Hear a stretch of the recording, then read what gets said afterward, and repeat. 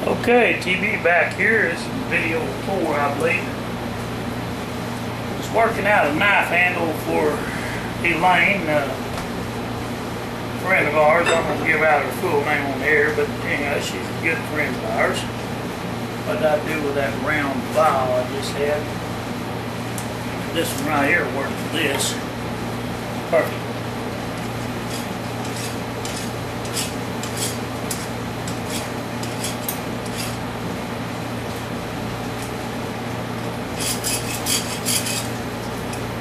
Taking some rough burrs off from it. Building her a little kitchen knife to cut potatoes and onions and vegetables up with, even chicken. You can cut up anything you wanted with it. But I will put a handle on it. I'm not going to put the handle on it yet, but I'm going to drill it out when I get it rashed down to what I want here. Try to show you. I'm going to come up against the shoulders of that knife, what I call the shoulders here and here. And then it'll be in the center of this block once I drill it out. And I think that this time I'll be able to drill it out simply because my drill bit will be long enough to go through this little handle. Now, when I drilled that out the other day, where's my drill bits? There they are, right there. It doesn't matter which one of these bits I use. I can use a great big one. Just something to cut out the center. But what I was trying to do though, yeah, that's going to make it a little loose. But my bit will go about that deep, almost all the way through in the center of it. And that's what I want, put it in the center when I go to drilling that out. And you're going to want to leave some meat on the top, some on the bottom. But it's I'm going to have to go out about an inch on the bottom of the back part of the handle, because this part here, get my finger out of the way, this part here is about an inch wide, 3/4 to an inch across the back of that knife handle. Now what I'm going to do, I'll drill that out, and this is the way it's going to be. Y'all can't see it there. I'll have to turn the camera a little. Apologize about that. I'll fix it.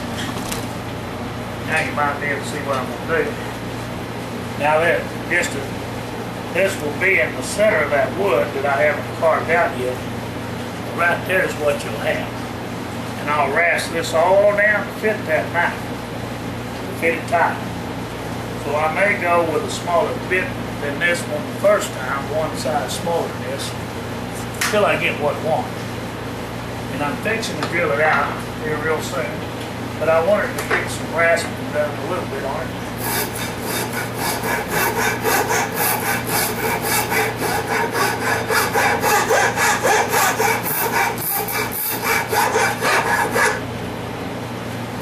But basically, I'm just trying to square this block up right now, and then I'll drill it out directly right on camera, show you how to hollow out the center so that you can put a knife handle in that block. When I get it down in here to where I want it, and looks up and everything, I'll cut the other end off, the piece that I don't need. That's why I'm wanting to rasp it now while I've got some meat there to hold it steady so I can get around the whole thing here. Just kind of rasping it out while I want it. Now I'll get down to this stuff. Working this handle out. As you can see, that was just a piece of cookwood that I brought in. It's not square, but it will be when I work it up.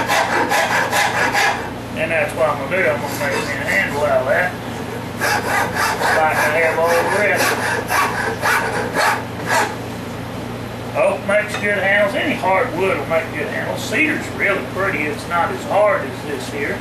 But I made my cousin's knife with a cedar handle.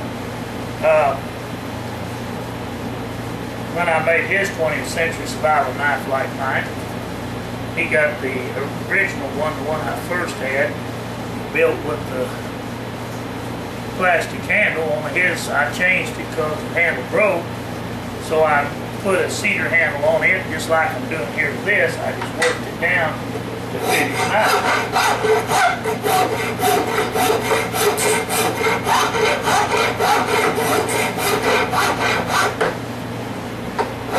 And a knife handle is not square unless that's what you want, a square handle. I like my edges rounded off when I get it down to the thickness I want, and I don't want to go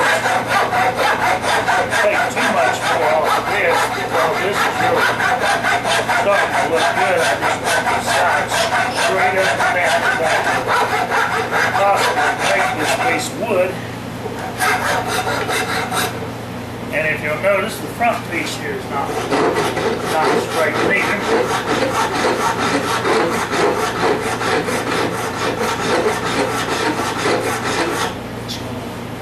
I'll pass that on too. Now, no need in rasping this end because we're going to cut that piece off. When we're done, now I've got to flip it right over and do the bottom. Oh, this is the bottom. So it's not too bad. I didn't realize I'd already flipped it.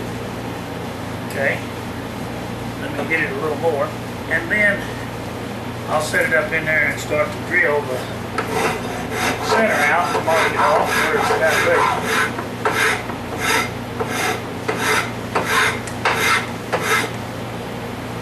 This is the wood. I'll take it down more after I get what I want out of it.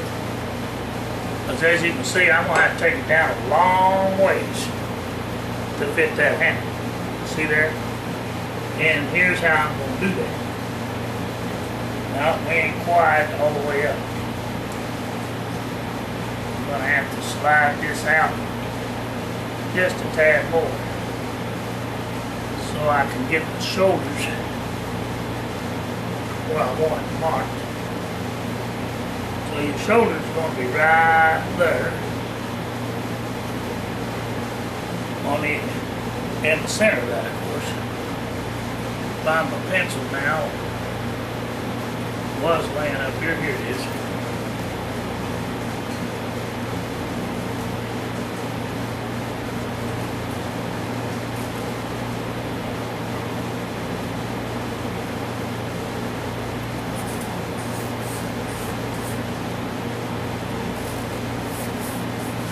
Showing you how much has got to come out, top and bottom, no matter which side I use, the top and bottom no matter. But you can see how this configures and cuts off back here. But I think it'll work just fine. Alright, I'll move this now. And I'll show you, take it out of there and show you what because I've got to turn it up on the inside of the vise anyway. But as you can see, well, I guess I didn't get it marked. I thought I did. Hold the phone. I got it marked on one side, but not both.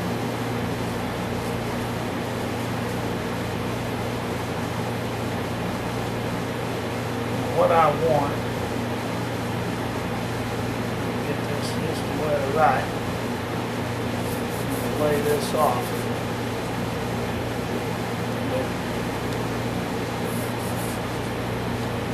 That's the way she would go on there. Like so. As you can see, I'll get it up here when you can see it. How much is above them lines and below the lines that I'm going to have to work off. And I reckon I better mark this at the top. Put a T up here for the top and a B down here for the bottom. Now we know, well, we sort of know. That's bottom. So I don't forget. Now, like I say, that's the way that'll butt up, and I can cut this end off slick. But it don't matter yet which side I use from top to bottom actually, but I was just trying to see how much I'd have to take out. Not a whole lot.